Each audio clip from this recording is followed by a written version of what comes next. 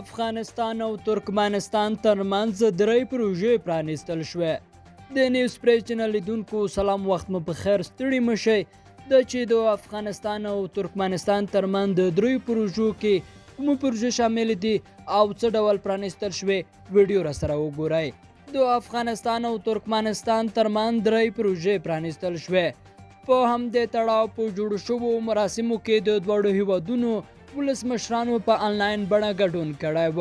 په دې مراسمو کې د اندخوی اقیانې د اوسپنې پټلۍ، د 1500 کیلو واټ برېښنا د لاین ترمیم، له شبرغان تر مزار شریف ښار پورې د برېښنا لاین، او همداراز له ترکمنستان د راغلي نوري فایبر پروژې پرانیستل شوې.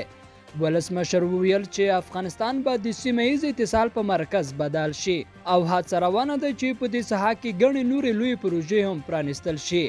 هغه ویل چې افغانستان له اوږدو کلونو وروسته یو ځل بیا په اقتصادي او سوداګریز لحاظ د مرکزي اسیا له هیوادونو سره وصل شو او د لړۍ به پراختیا وکړي.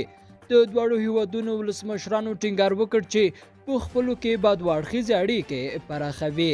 لیدونکو، دا و د دې ساعت لاند او مهم خبر چې د افغانستان او ترکمنستان ترمنځ درې پروژې پرانیستل شوې.